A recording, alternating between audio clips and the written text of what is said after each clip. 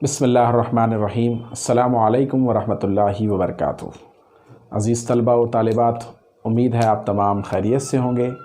मैं आपका maths friend Raisuddin काजी एक बार फिर एक नए टॉपिक के साथ अपने यूट्यूब चैनल काजी आर पर आप तमाम का खैर मकदम करता हूँ। तलबा, हम अर्थमेटिक प्रोग्रेशन इस क्लास 10th अलजबरा के 3rd चैप्टर के बारे में डिस्कस कर रहे हैं। आपने मेरा वीडियो सीक्वेंस किसे कहते हैं ये देखा होगा। अगर आपने नहीं देखा है तो उसका लिंक इस वीडियो के डिस्क्रिप्शन बॉक्स में मैंने दी है।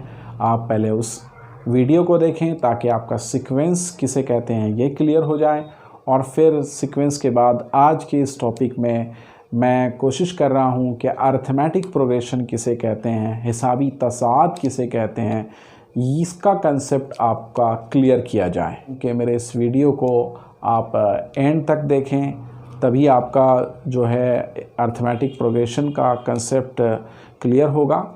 इस वीडियो को आप लाइक करें, शेयर करें। जो स्टूडेंट्स पहली बार हमारे साथ जुड़े हैं, मैं उन तमाम से रिक्वेस्ट करता हूं कि हमारे यूट्यूब चैनल काजी आर को आप सब्सक्राइब करें, बेल आइकन का बटन दबाएं ताकि अच्छी और मैथ्स से रिलेटेड और दीगर एग्ज़ाम से रिलेटेड इंफॉर्मेशन से भरपूर वीडियोस आप तक सबसे पहले पहुंचती रहे। चलिए टॉपिक की तरफ आते हैं।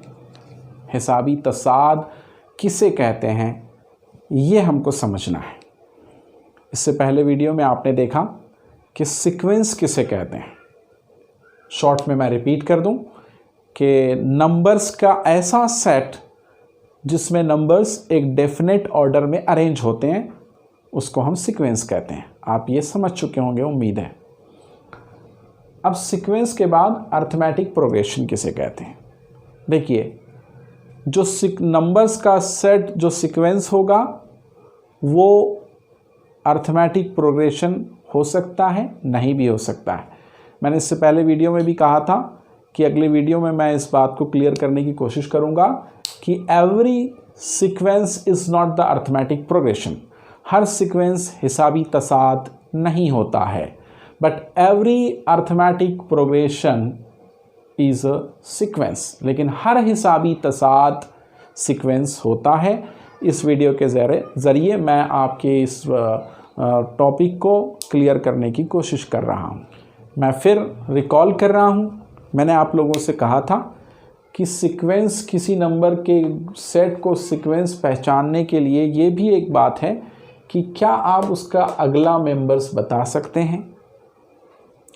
और जो अरेंज होते हैं ऑर्डर में, मतलब कि उस पर एक रूल लगाया जाता है, आप उन्हीं के नेक्स्ट मेंबर्स को बता सकते हैं।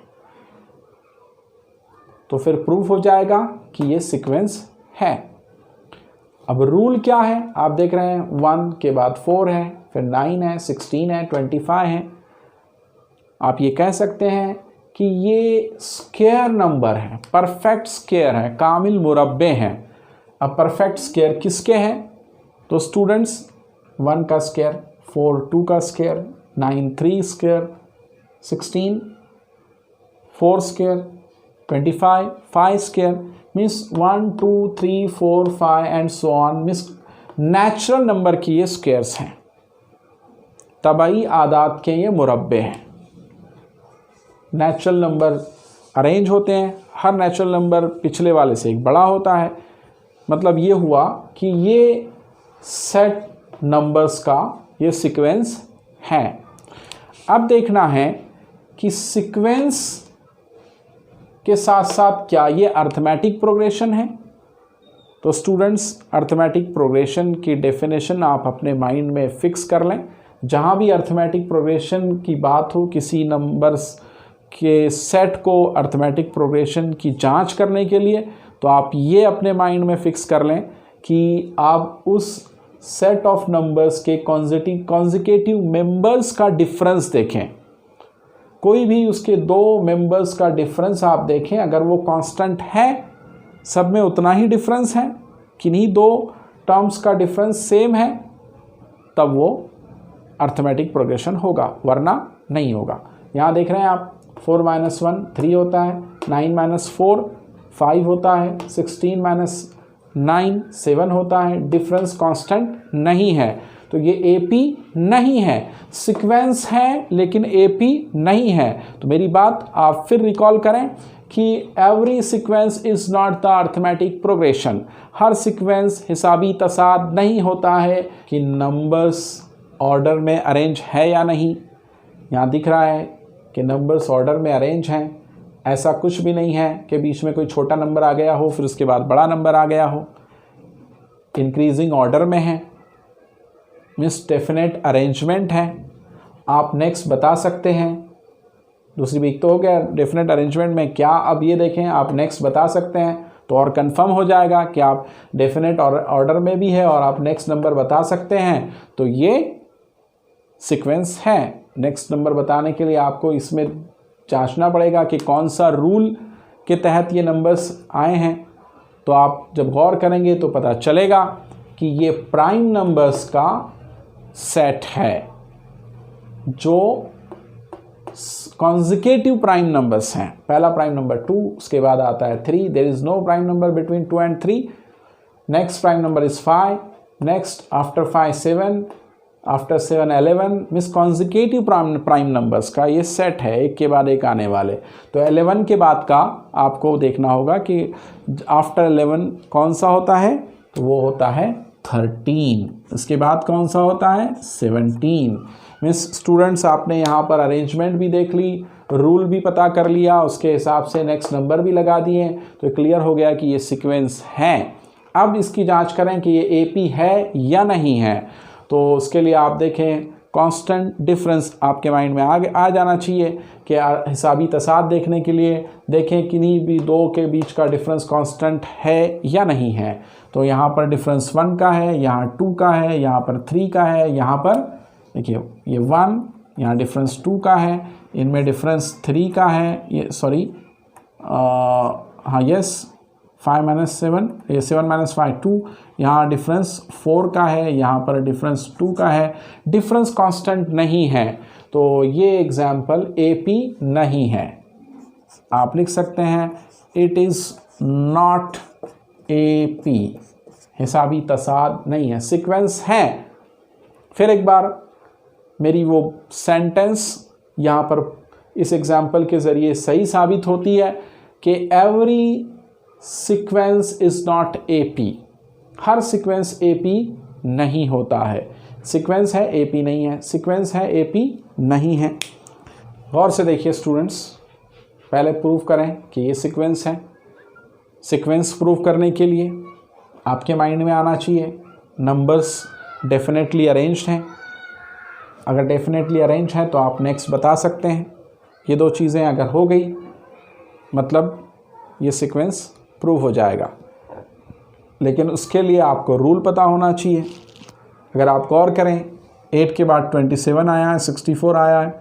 अगर आपके स्क्वायर्स और क्यूब्स, मुरब्बे और मुकब का नॉलेज आप रखते हो तो आप देख कर ही क्लिक कर लेंगे कि ये 2 का क्यूब है, ये 3 का क्यूब है, ये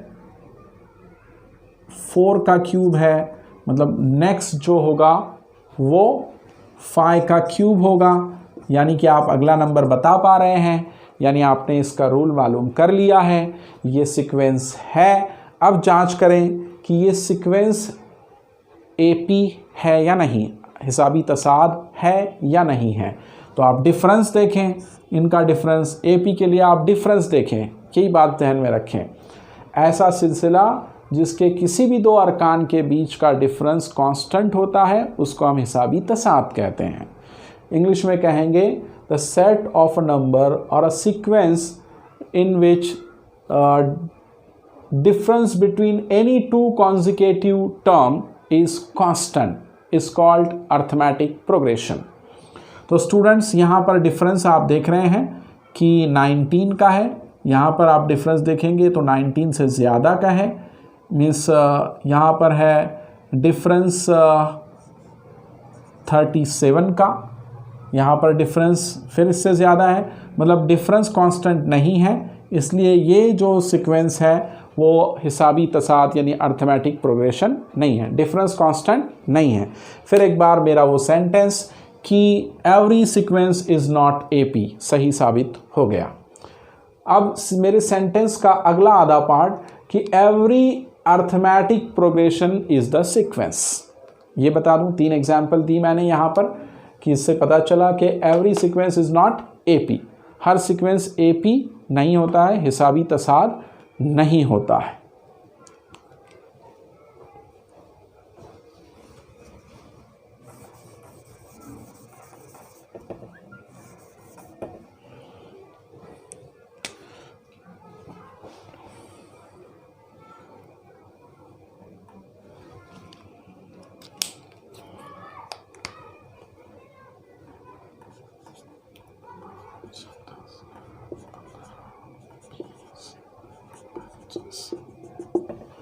स्टूडेंट्स देखिए, मैंने एक उसूल बनाया, जहन में सोचा कि मैं ऐसे नंबर्स लगाऊं जो हर अगला नंबर पिछले वाले से 5 बड़ा हो। मैंने पहले लिया 5, फिर उससे 5 बड़ा 10, 5 बड़ा कर 15, 20, 25। मीन्स क्लियर हो गया कि कॉन्जिक्यूटिव नंबर्स टर्म्स के बीच का डिफरेंस 5 है। हर किसी में, हर कोई 2 टर्म्स के बीच का, कॉन्जिक्यूटिव टर्म एक के बाद एक आने वाली टर्म्स के बीच का डिफरेंस कांस्टेंट है जो कि 5 है। मतलब ये हुआ कि ये अर्थमेटिक प्रोग्रेशन है। अब अर्थमेटिक प्रोग्रेशन हमको इस सेंटेंस को प्रूव करना है कि every arithmetic progression is sequence. तो देखिए स्टूडेंट्स, अरेंजमेंट है इनमें, आप नेक्स्ट नंबर बता सकते हैं, है ना। मीन्स अगला नंबर 30 होगा, 35 होगा, डेफिनेट ऑर्डर में अरेंज नंबर्स का ये सेट है, तो ये सीक्वेंस है। पहले हमने प्रूव किया एपी है, एपी सीक्वेंस है, दूसरी बार ये प्रूफ हो गया। नेक्स्ट नंबर देखिएगा,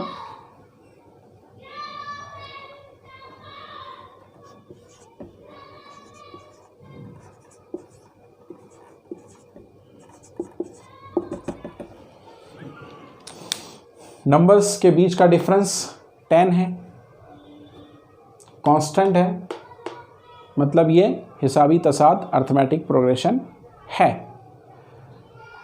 अब देखना है क्या हिसाबी तसाद, हर हिसाबी तसाद सीक्वेंस होता है।